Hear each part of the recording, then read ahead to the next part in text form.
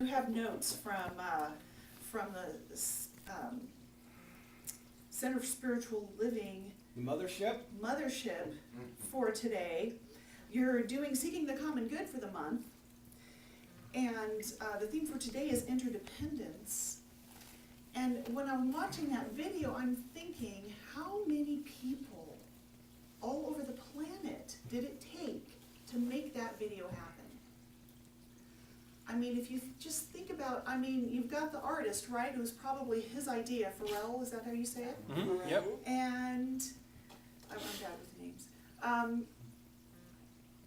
But the casting call directors, all the dancers, right? The choirs in probably a church that was a friend of a friend. The technology, the camera work, all the behind the scenes people. I mean, you could just go on and on and on, back to the printing press. I mean, some of this was written down on paper. We're talking about generations of ideas, divine ideas, that it took to make that video happen. And that's pretty exciting, and that should make us happy. I know it makes me happy to think of that kind of thing, because it's just one other way in which we can prove to ourselves, connect with that divine within, where we say, yeah, I am at one with all, with myself, with the divine relationship that is happening within me, with that expanding outward into my community, my effect, hopefully positive, on race consciousness, how that vibration feeds the planet. One of the greatest things we can do for the planet is to be still and know God. That is just the greatest thing we can do, is to commit ourselves to grow in consciousness and be that effect on the world.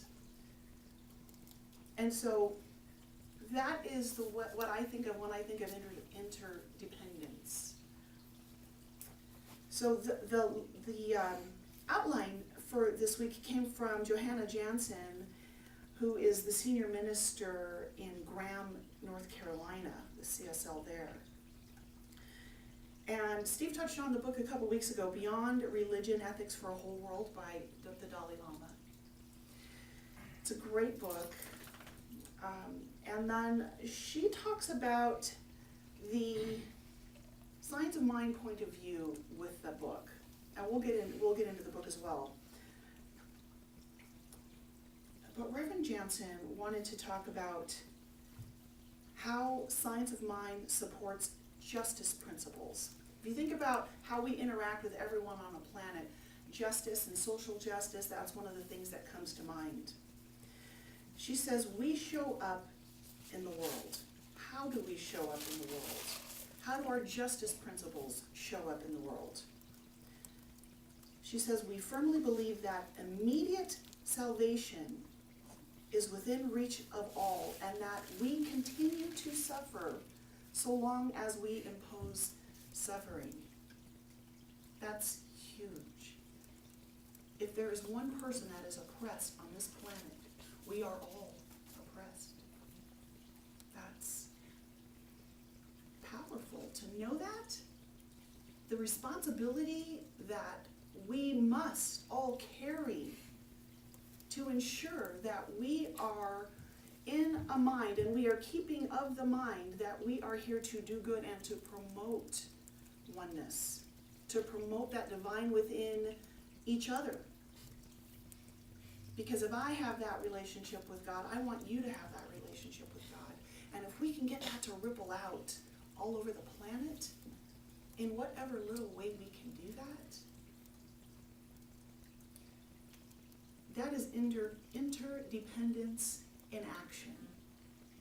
Just being right here, right now, still in the present moment, being a force for good, because we are watching our thoughts inform our thoughts inform our words inform our actions. Every move we make, we live, move, and have our being at the level of our consciousness. So what is your consciousness telling the world? How are you you showing up for the world? But that suffering, that's a big one. We just turn on the news and we see it. It's all around us if we open our eyes to it. The trick is to open our eyes and see it for what it is. Don't get pulled into the suffering. That helps no one. But to see it from a metaphysical viewpoint, right? Metaphysics is rising above the physical. And when we get to look out on the playing field with that mindset, that we are above it, not better than it, but our vantage point is above it, we get to see how our human interactions create diversity, good and bad, and create love, create suffering.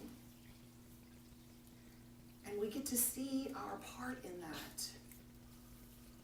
Yeah, I'm holding that belief, and that's not serving me. And now that I see the big picture, the interdependence we all have with one another, I get to see how this old belief is not just keeping me stuck, but it's keeping the planet stuck. Because I go from me to showing up with this old thought in my interactions with others, in my relationships, and that just feeds the wrong wolf, right? It feeds the wrong wolf.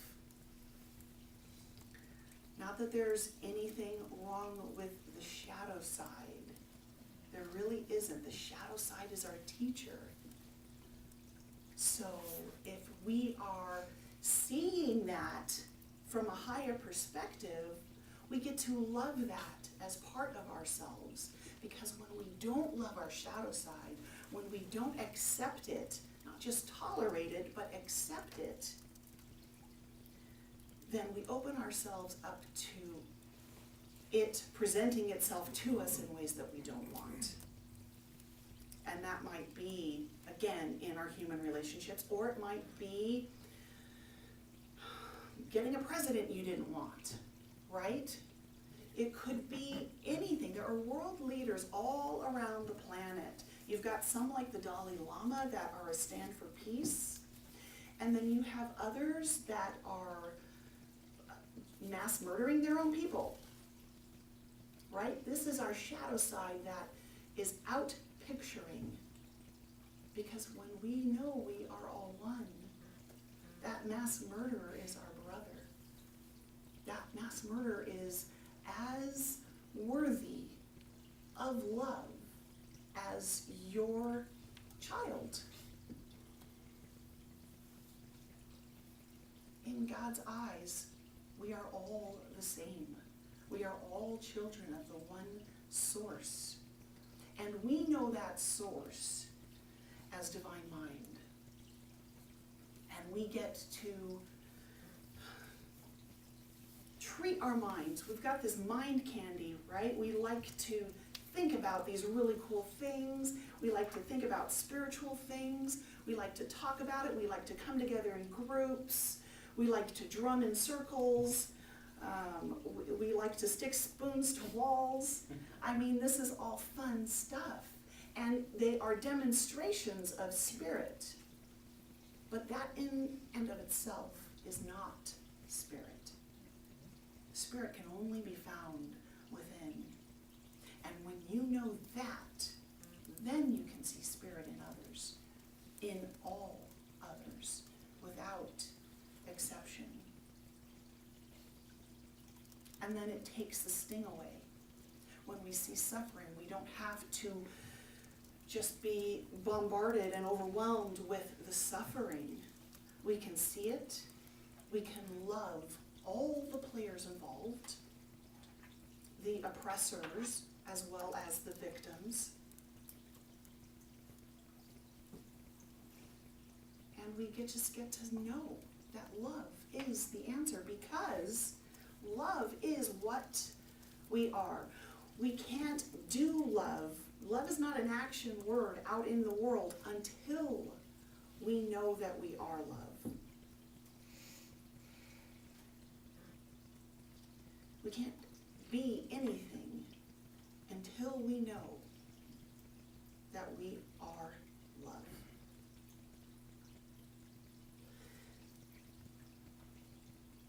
So let's see, what else does Johanna Jansen have to say on interdependence and social justice? She says, I think that she's quoting Ernest Holmes on this one. The universe holds nothing against us. We are judged by our own acts. And since we cannot act without first thinking, we are really judged by our own thoughts. Punishment and reward are automatic. Punishment and reward are automatic. It's kind of like when we talk about prosperity, giving and receiving is one and the same, right? One flows into the other. But with punishment and reward, it all flows with whatever thought you've been holding. It's like there is no actual physical place that you can call heaven, or no actual physical place you can call hell, right? There's states of mind, there's states of consciousness. And so what thought are we holding? Do you feel like you're being punished sometimes in your life? Like, what did I do to deserve this? Do you ever have that feeling? What choices did I make that brought me right here, right now? If I am not in complete joy, if I am not happy and willing to dance in the street like was demonstrated to us earlier, what choices am I making that is holding me back from that? It all comes back to our thinking, doesn't it? She quotes Ernest Holmes. She says, Ernest Holmes is unequivocal about the need to take action, and she gives this quote, proper understanding of his relationship to the universe, supported by intelligent, industrious work, will add material to his measure of success. Work without vision is drudgery, but vision without work is self-deception. The well-balanced man can walk with his head in the clouds and still keep his feet solidly planted on the ground. Faith and work are ineffective when separated. Faith and work are ineffective when separated. He's saying we must take action, but we cannot have effective action if we don't know where we're coming from. We must always be conscious of the place we're coming from when we do anything. What is my motivation to do this, or to say that, or to ask that question? Am I trying to show off? Am I trying to let the listener know what I know? Or am I wanting to really connect and know the truth that is residing within the other person? What is my motivation when I do anything? That is a great question for us to ask, because faith and work are ineffective when separated. Okay, so let's look a little bit at the Dalai Lama here. He says we might consider interdependence in global finance or economics, or the interdependence of humanity itself in an age of globalization, or interdependence in the natural world, which biologists discuss in terms of food chains or symbiosis between living organisms. And the challenging field of quantum physics with its notions of general relativity and quantum entanglement.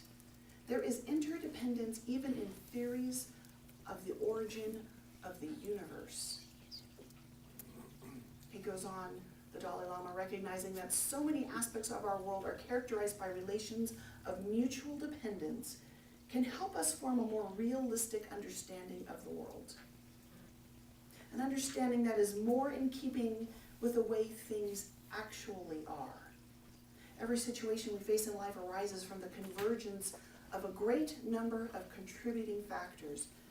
So taking a broad view is essential if our responses are to be realistic, right? If our responses are realistic, not emotional, realistic. It It is not enough to look at any given situation or problem from only one perspective. We need to look at it from this direction and that direction, from all sides. As I often say, we should look from front and back, the 2 dimensions. From the right side and the left side, 4 dimensions. And from above and below, making 6 dimensions. When we do this, when we take this kind of broader, more holistic perspective, our responses will definitely be more in tune with reality. And with this, we are more likely to achieve our objectives. Lastly, he says, often when problems arise, people have an unfortunate tendency to view them from too narrow a perspective. That's kind of what I was talking about earlier, right? It's like if you just feel stuck in whatever your challenge is, you have to just let it go. Connect with your inner divine knowing and rise up above it and see it from all sides. Get more information if you have to get more information.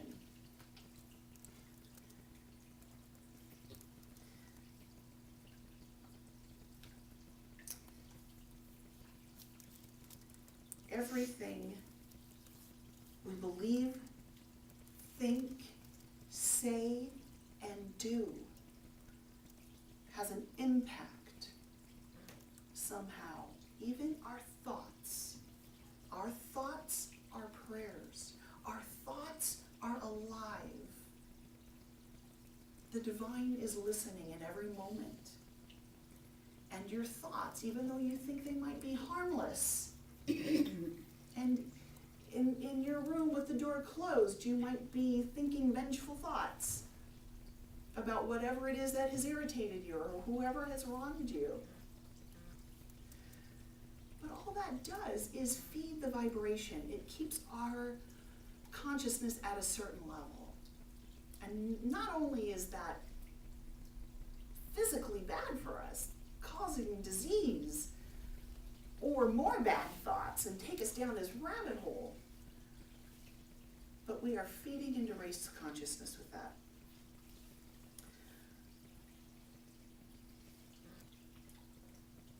She gives this example. It may only affect us directly in imperceptible ways, or it may have far-reaching consequences, maybe even centuries down the road. This is interesting if you like the quantum stuff. Quantum physics states that time-space continuum folds back onto itself, opening the possibility that our future thoughts, words, and actions may have an impact on us right now or in our past, creating the people, situations, events so that we get to be exactly where we are right now as we are. Have you ever wondered, like, how, if you read some of the scriptures, all the different texts from around the planet that we have unearthed, and you read some of this stuff and it's like, wow, that is just so good.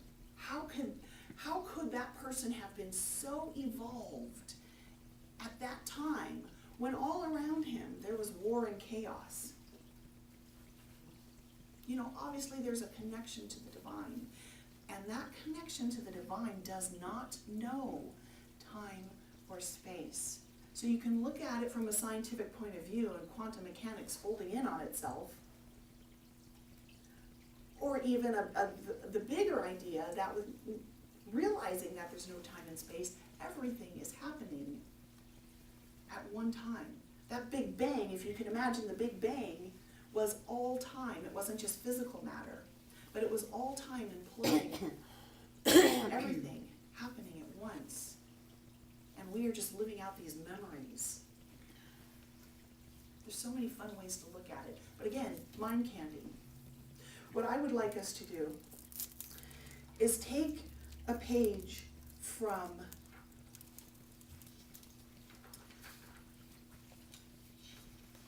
Ernest Holmes' book. He wrote a book, 60 Meditations for a Mindful Life. 60 Meditations for a Mindful Life. Ernest Holmes was really big on meditation. And I believe that if you want to know God, if you want to strengthen your relationship with the divine, you must go within. It's great to participate, to come together on Sunday mornings. It's great to read these wonderful books that are out. It's great to come together and be in community in all different sorts of ways. There's so many great opportunities here at Circle's Edge to do that.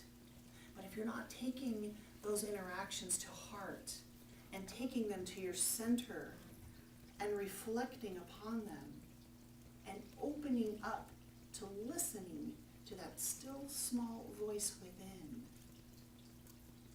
then it just remains mind candy. Your growth will happen at an exponential rate if you take time every day to be still.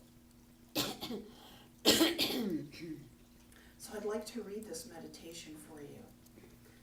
That came from 60 Meditations for a Mindful Life by Ernest Holmes. If you would like to just be comfortable in whatever position you're in, and if you feel comfortable doing so, go ahead and close your eyes as you listen to my words, allowing my words to be your words. Focus on your breathing. Breathing in that life force energy and releasing it. Knowing that that inflow and outflow are one and the same as we experience life right here, right now. God is all. God is over all, in all, and through all. Believing that there is a divine presence closer to me than my breath, and realizing that I live in the one perfect spirit, and knowing that God around and the God within me is one God. I say, my Creator, which is in heaven within me, holy is your name. Your realm is come now, and I accept it. I am one with my Creator forever. There is one life. That life is God. That life is my life now. And that life is perfect. Looking on the circumstances that surround me, I bless them. Even as Jesus blessed the bread and broke it, even as the loaves and fish multiplied in the outstretched and upturned hand of Jesus' love, so I know that everything in my experience that is good is multiplied and increased. Even as I feel the increase pressing into my own experience, I give it out with no thought of return, that it may feed and bless others. These others who are some part of me because God is in them, and God is in me, and we are in each other.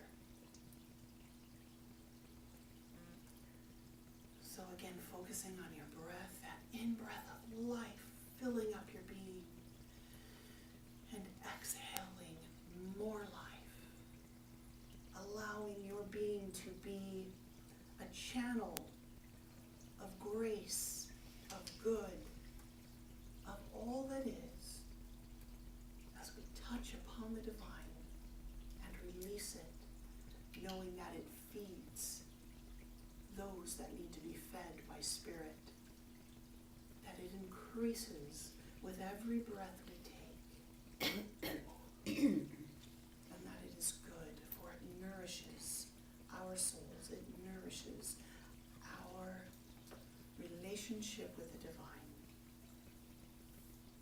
and we are grateful, and so it is. So it is. So I wanted to go just quickly back to knowing ourselves as love. I started out with that.